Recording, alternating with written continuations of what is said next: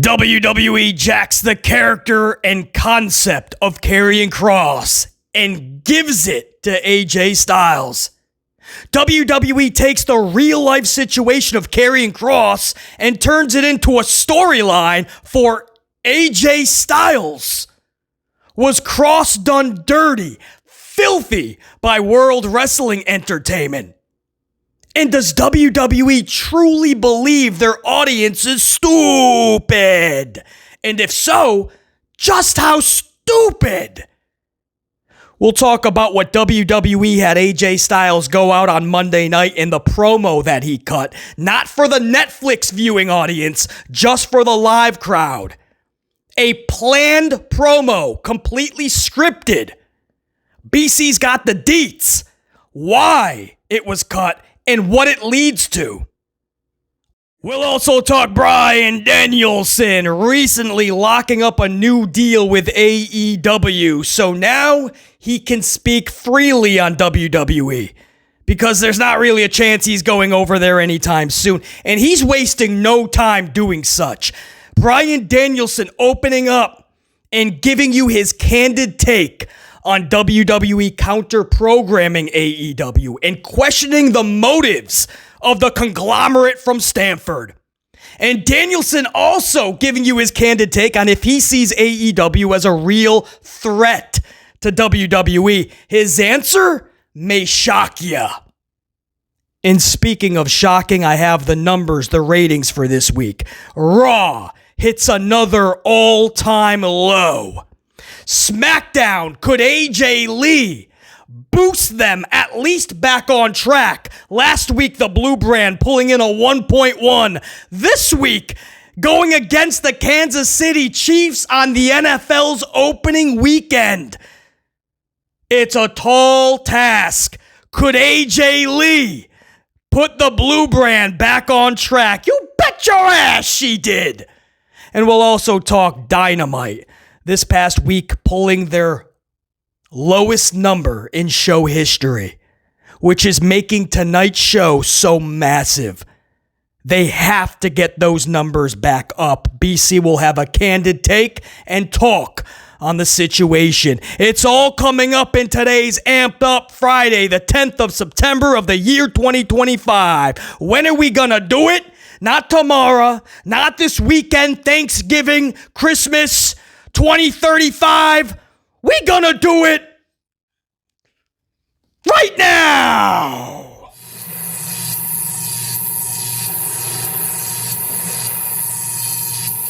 Salute. My channel members, quick question for you. How you doing, huh?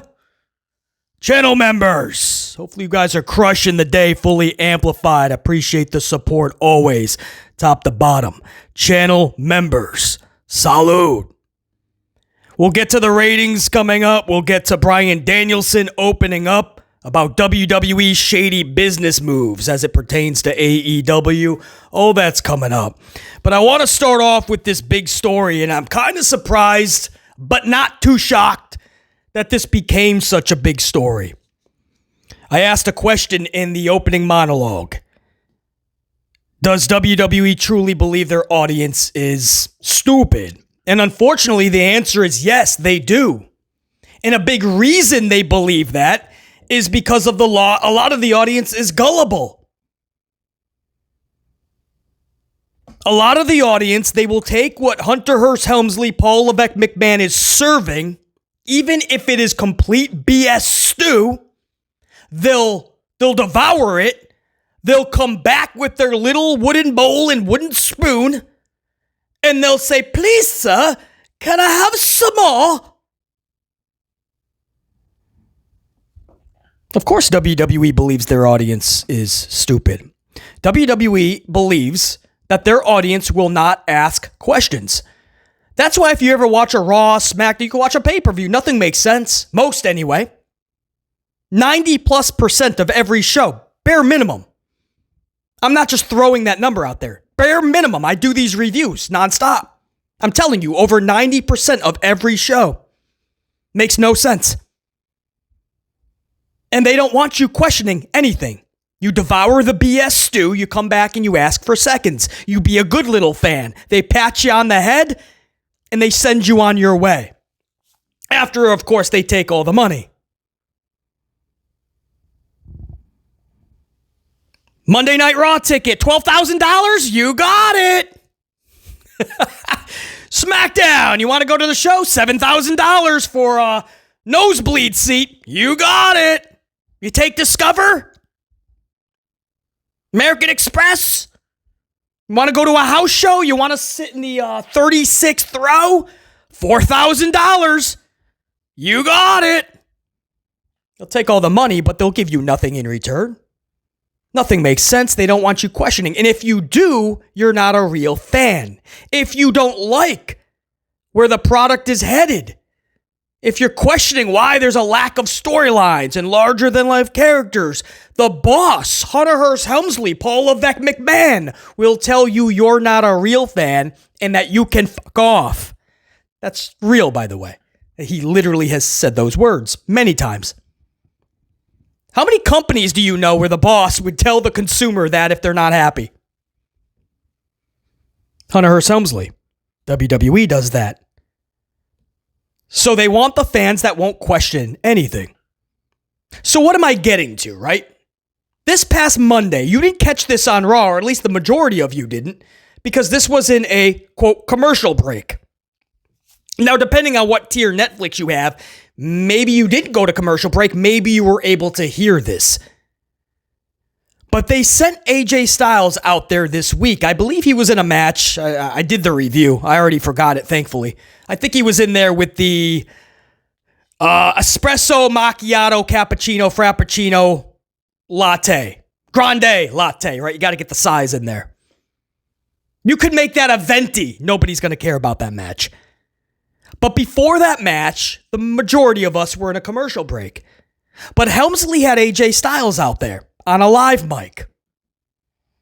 And AJ Styles started to cut a very odd, cryptic promo. He started talking about, it was random. And this is not even a debate or a discussion on if this is a shoot or a work. This is absolutely work. I don't even want to call it that because it feels like I'm making this an actual discussion. It's not. It is unequivocally, without a shadow of a doubt, a planned, worked story. There is not, and if you needed any exclamation to that, WWE has put that up on their own channel. They have put it up. AJ Styles cuts wild promo. Or so whatever it's, I don't even, they're promoting the promo. But if you know how to critique pro wrestling, if you know how to review it, like reputably, you know AJ Styles' promos. You know when he is trying to regurgitate material. What you saw or heard on Monday, or again, the majority of you may not have, but what if you did hear what Styles said, if you were able to see it, you know Styles was in full work mode.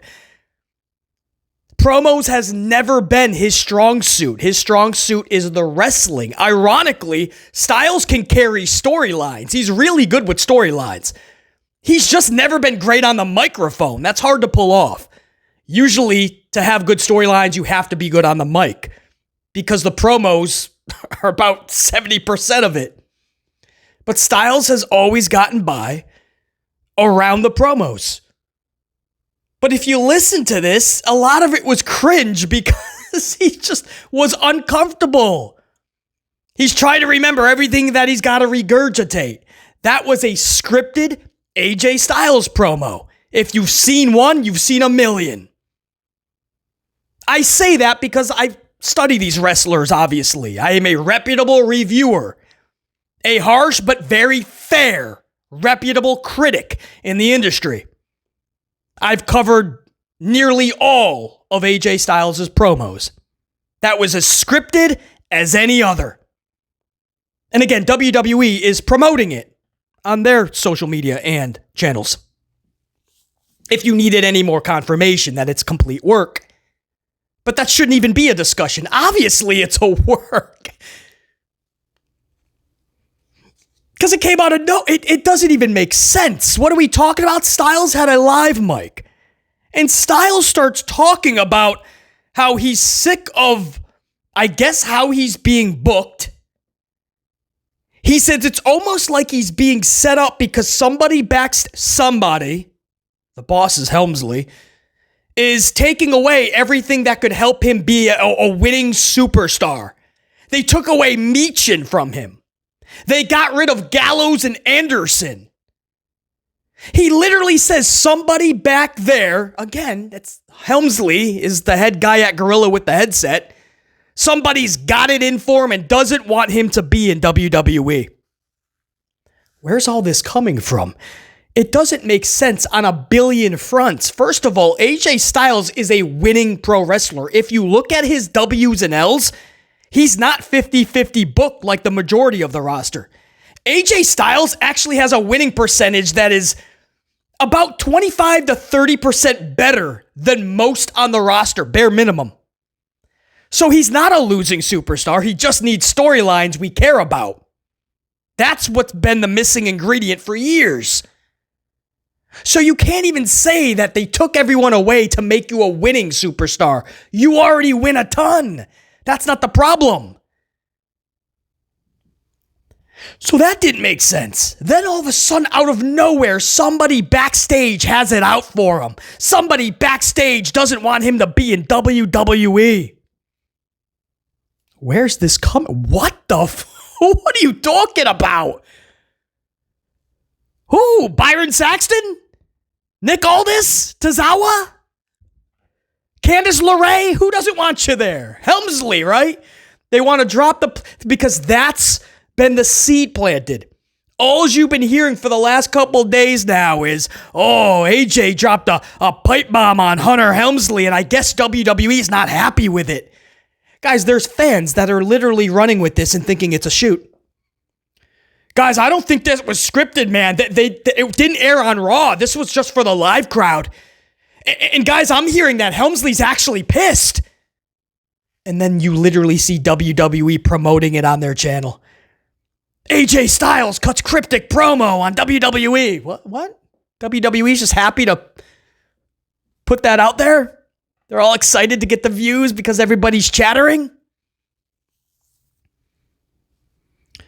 Does this sound familiar? This is Karrion Kross. This was Karrion Kross's real life situation with WWE. And he started cutting promos on how he's not being handled properly. His booking should be a hell of a lot better. And do you guys remember? This was when his contract was coming up. So it was even more polarizing. Guys, do you know what they're starting to leak out? WWE is leaking this out, that AJ Styles, his contract is ending at year's end. By early next year, AJ Styles is working without a contract. Sound familiar? This was Karrion Kross cutting the promos, but not on the live, not on TV, not on Netflix, not on Fox or the USA Network. He was cutting it on social. He was cutting it on B-rated podcasts. So it created more of an authentic buzz. Really blurring the lines between work and shoot. And of course, it all ended up being a legit shoot. He was trying to make some of it into a work, and the company just was not on board. They didn't want Karrion Kross in the company. But boy, did that create a buzz. Even on Monday night, you still saw "We Want Kross" signs. So what are they doing to make you forget about Karrion Kross? They're taking that situation, that authentic situation, organic situation, and they're bestowing it to AJ Styles. Styles is now the one being wronged by the authority. Styles is the outcast. We all have to get behind Styles because the machine doesn't want him there and his contract is coming up. Is Styles going to be booted? Is the company going to out AJ Styles, give him Das Boot? Of course not. Of course not. So you could go along for the ride and enjoy this with AJ Styles. Most of us respect AJ Styles. We want good storylines. We want the best. So if you're down with all of this, we'll see where it leads. But just don't get it twisted. The fact that people are actually going, is this a work or a shoot, is mind-boggling. You could take the stupidest person on earth. They would know that this is absolute work. This is scripted beyond school. If you have seen an AJ Styles promo or heard an AJ Styles promo, you know this is beyond scripted. The fact that this is such a conversation is mind-boggling to me. They literally jacked the Karrion Kross saga and turned it into an AJ Styles storyline saga. You could be happy for AJ, but how do you not feel bad for Karrion? If we were all down with Karrion getting proper booking and a new contract and a chance in this company, then why not just do it with Karrion? They're going to insult the audience's intelligence and act like AJ Styles is the new Karrion Kross. And they implemented everything. His contract is coming to an end. WWE doesn't want him there. He feels betrayed by the booking. Decisions are being made because they just don't want AJ Styles in the company. That couldn't be further from the truth. And they did it when it did not air on Netflix. They did it for the live crowd, and they had AJ Styles actually say, right now, you guys can hear me, but around the world, they're in commercial break. That's what he actually said to try to give it more of a organic buzz, right? This is definitely a shoot because he said we're in commercial, so I'm going to say what I shouldn't be saying. So then all the kids with 140 characters were like, oh my God, did you see the shoot? AJ just ripped WWE. This was authentic. This was a shoot. I'm hearing that Helmsley's not happy. Helmsley told him to go out there and do it. This is not a Karrion Kross situation, guys. It's not. It's not an R-Truth saga. This is a scripted, pre-planned AJ Styles promo. What it leads to, I guess, is he's the outcast. You're going to organically, in quotes, I'll put that, get behind AJ Styles because the machine is against him. All that love you have for Karrion, all of you that are bringing in "we want Karrion" signs still, you can put them down and say, give Styles a chance. We want Styles. We got to rally behind Styles. We ride at dawn. Too late? We ride at sunrise. Everybody get behind AJ Styles. The way that you did for Karrion. But we don't want Karrion. But we want to keep AJ.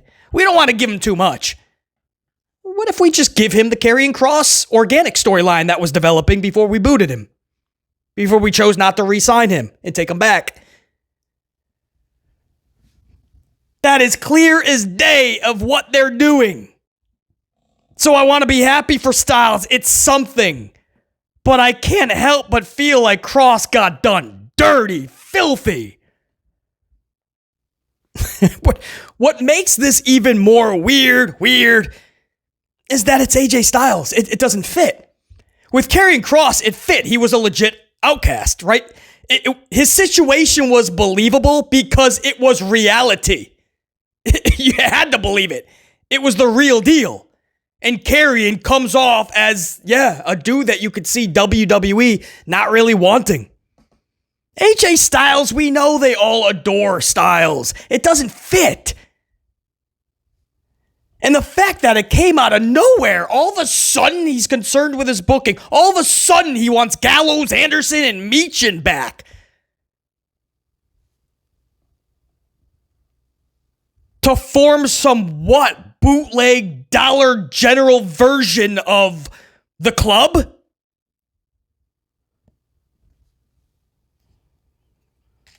It just came out of left field with a hockey stick. And fans are like, oh, it was what a shoot, man. Wow, AJ Styles is going rogue. I wonder if he's going to be punished. No, it's story. It's scripted. Absolutely wild. Support AJ Styles, guys. The machine doesn't want him there. I'm so glad that AJ Styles is speaking up, man. Wow. AJ Styles is going off script. Let's move on. Bryan Danielson. And by the way, shout out to Karrion Kross, man. Killer Kross. Bryan Danielson is speaking up and out about WWE counter-programming AEW. Bryan Danielson just locked up a new deal with AEW. He'll be the commentator for, I believe, Dynamite going forward. So there was a very real possibility that he could be joining Brie Bella in WWE. Of course, Brie's sister already there, Nikki Bella. Brie wants to come back, but she says the big elephant in the room is the fact that Danielson has this handshake deal with AEW. Well, if she thought that was a big obstacle in Brie going back to WWE, this is more than an obstacle now. Because it's no longer a handshake deal. It looks like they locked up pen to paper a new deal, Danielson and AEW. So because of all this, there's very much no possibility now, in the near future anyway, that Danielson is going back to WWE as Daniel Bryan. So now Danielson can speak out about WWE, his true feelings. And Bryan Danielson's never been one to hide how he feels, right? He talks candidly. He's a very upfront, honest dude.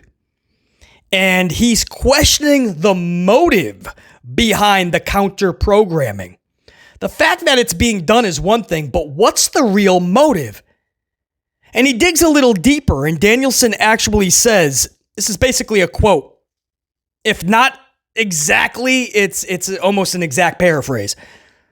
But Danielson says, and I quote, "It's something that those who crave money and power do. Weird games they play. Because right now, we're not even a threat."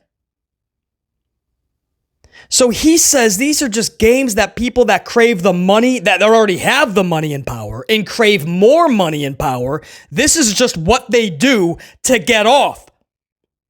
Just crush everybody under them. And that's what Nick Khan and Helmsley and TKO and Silver, like that's what they're doing. And it's hard to say that he's wrong because there's zero reason they would have to do this to this extreme, to these measures. NXT constantly counter-programming their big events. Now the main roster, I mean, there's literally zero reason. Danielson says, and I quote, "Right now we're not even a real threat to WWE." Danielson doesn't even see them as legit competition. So this is literally just trying to snuff them out. And Danielson says, why run all of your competitors out of business when AEW helps make the business better? He says with AEW, it makes the industry better, more healthy.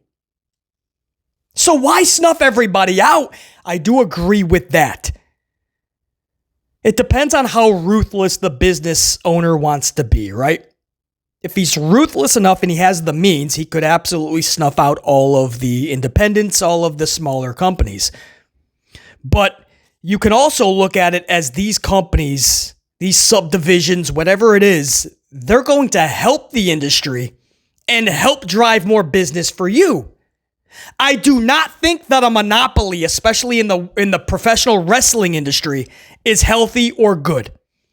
WWE having a monopoly is not good for anybody involved, even business for World Wrestling Entertainment, because eventually your finances are going to dry up. There's nothing that is driving them to be better, to do better. And when you have a full monopoly, eventually fans will be driven away, and soon in droves. We saw that when WWF purchased WCW. They were the only game in town, and man, was it a rough many years to follow. A sense of rejuvenation when AEW was created. Unfortunately, that never really turned into anything. And we're starting to feel that rut again, as all the schools have a new WWE ID logo on them. As WWE purchases AAA and soon TNA. It's going to happen. And Vince McMahon will be the owner of that. That's another topic for another day, but we're going to talk about it. And snuff out anybody that we don't want to purchase or that won't sell to us. AEW, let's snuff them out of business. A monopoly in pro wrestling is not going to benefit WWE. It's not going to.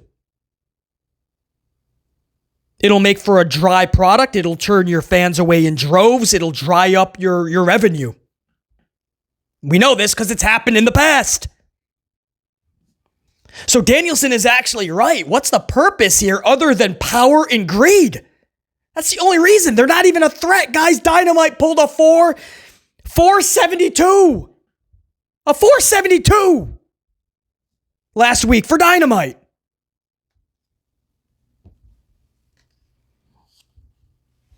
So Danielson is questioning. He says these are just weird games that people that crave power and greed, those are the games they play. Right now, they're not even a real threat to WWE. Why would this be necessary? He says these companies are going to help the industry be better, do better. He's not wrong in any words that he is spewing. If you're a big WWE fan and you're like, hey, all is, like BC always says, all is fair in love and war and business. I've said that for the longest because it's true. All is fair in love, war, and business.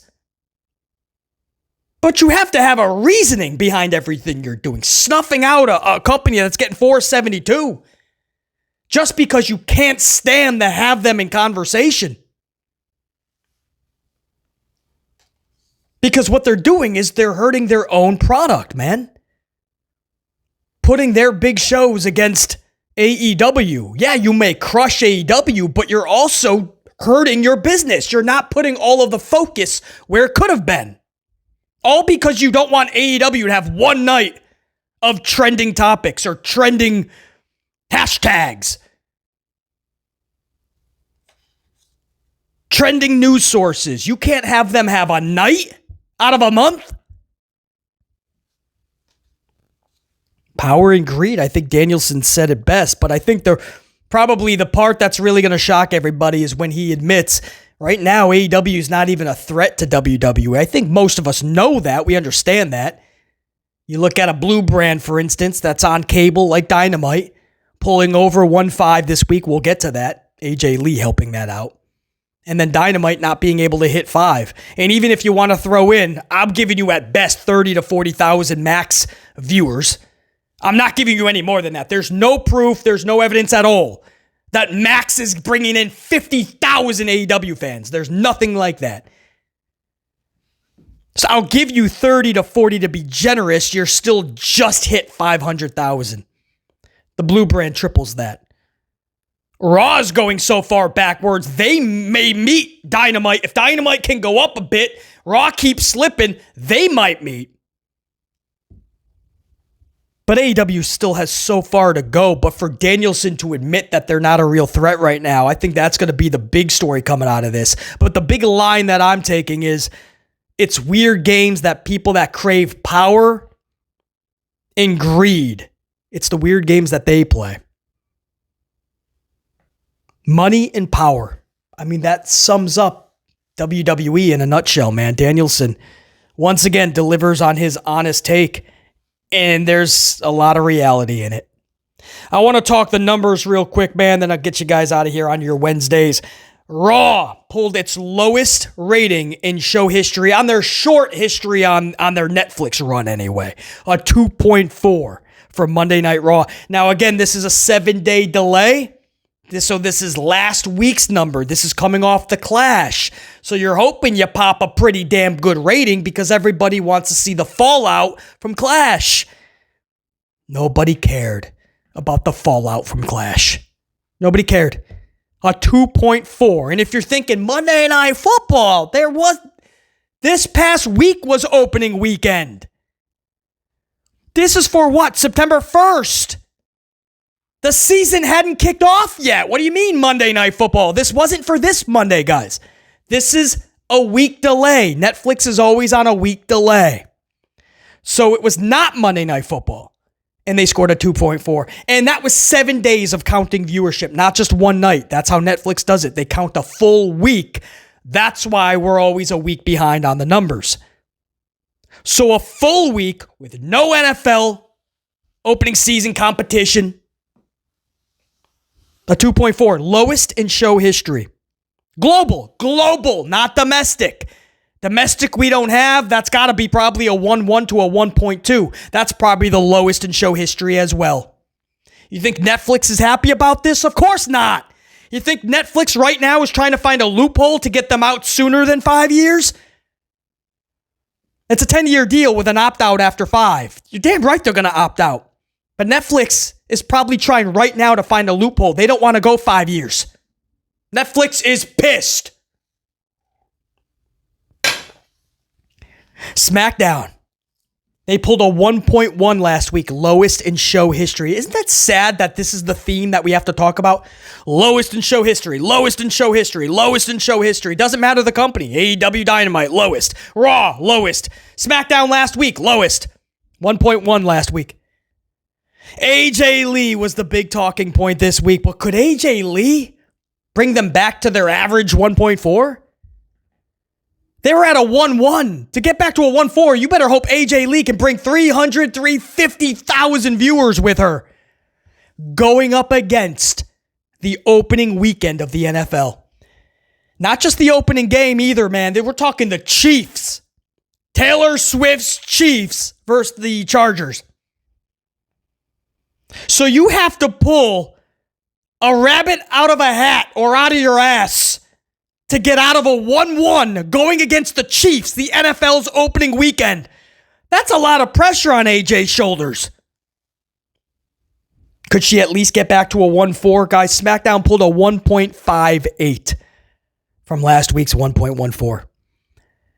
That is a 38% jump in viewership, nearly 40%. That means nearly 450,000 viewer increase from last week against the Chiefs, against the NFL. 450K up. AJ Lee did the deed, did her job, brought in the viewership.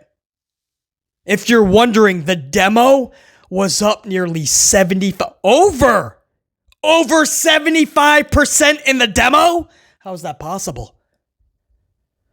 A lot of 18 to 49 that should have been probably watching NFL. They wanted to see AJ Lee skip to that ring and whoop some ass. Now, if you guys remember just a couple uploads ago, we talked about what this number could be. What will be considered a victory for WWE? What is a failure? Would it go up? By how much? And I gave you my candid take on this. And you guys know, man, my veteran subscribers know I am all about the numbers, the metrics, statistics, because numbers provide facts. And when we all talk in facts, we can all work toward improvement. But if we're all just dealing in opinions, then we're not getting anywhere. Facts, man. We need to make pro wrestling great again. We all have to do this by using factual info. Numbers get us to that. So I'm huge on numbers. And I told you guys, a 1.3, yes, it would be a 200,000 viewer increase, but that's a fail. It would put them in the right direction. I understand you're coming off a 1-1. You're going against the NFL and the Chiefs opening weekend. But a 1.3 is just not success. It's not with somebody like AJ Lee. I said if they get a 1.4 semod, WWE will take that as a victory. It's nothing you would break out the streamers and the party hats for, the balloons. But they will take it. They will run, not look back like they just robbed the bank. Take the 1-4 because that's basically their low mid-average now is a 1-4 to 1-5. So they'll take it. Coming off a 1-1 Chiefs NFL, we're back to a 1-4, thank goodness. But I said a 1-5 would be actual success for WWE. If they can pull a 1-5, they're going to bust out balloons, streamers, and party hats. Coming off of their lowest at a 1-1 against the Chiefs. And you got a 1, and I said if they somehow pull a 1-6, they're just going to brag about it. I wouldn't doubt if they're starting to post it, 1-6 some-odd, Smackdown pulls highest rating in a long time. They probably brag about that on all their socials. They came pretty damn near close. 1-5-8. So they're happy about that for sure. They didn't just hit 1-5. They were going toward 1-6. They pulled in 450,000 viewers from their low last week. AJ Lee, man. AJ Lee. Without her in that situation, guys, the truth is you're looking at a high-end 1-3 at best. You just are. I'm a numbers guy. This is what I do. Coming off a 1-1 against the Chiefs in NFL, you were getting a 1-3 semi. They're at a 1-5-8. These numbers are still drastically low for where they should be. Cable television pro wrestling right now should be at a 2-0 flat bare minimum. But from where they were to this, AJ Lee did the deed, man. And if you're talking Dynamite, of course, we already know that number from last Wednesday. 472K, their lowest in show history. Tonight is a new opportunity. I'm waiting, honestly, for AEW to make me more of a legit week-to-week fan and not a casual fan. I want reason and purpose to tune in every Wednesday. Because right now I'm just too busy. But if they give me a reason, and reasons with an S, I'll make time for it. I tune in out of Raw and Smackdown out of habit and hope, right? The shows pretty much suck usually. But I watch on Mondays and Fridays out of habit and hope. For some reason, it's still appointment television. But when does that run its course? For many fans, they've already said, BC, I stopped watching, man. It's no longer appointment television. Even habit and hope isn't keeping me around for Raw and Smackdown. But I want to get to that point with AEW. It's just Tony Khan is not getting me there. They have some good stories at times, some good characters. The wrestling is never an issue. It's caring. Most of the time, a Dynamite puts on a better show in totality than Raw and SmackDown. I just don't have a reason to care the next week to tune in. It's not must-see TV. It's, if I have time TV. Every week, I hope that Tony Khan just understands this and delivers a show from top to bottom that we're talking about. And when it ends, it's not just a cliffhanger, but it's just something we're like, damn, I can't wait for next week. That's what we should be doing on our pro wrestling shows. AEW, man, they've been around long enough, 6-7 years now. We have to start putting a pulse and some energy, some amplification into these shows. I hope that this 472K last week, the lowest in show history, I hope it gave Tony Khan and AEW a boot in the ass. You're doing a lot of things correctly. A lot of things you're actually doing better than World Wrestling Entertainment. But there's a lot you still have to improve on. A lot you still have to do. Things you have to take out. Things you have to implement. Do it. Because a 472K is just depressing. It's not good.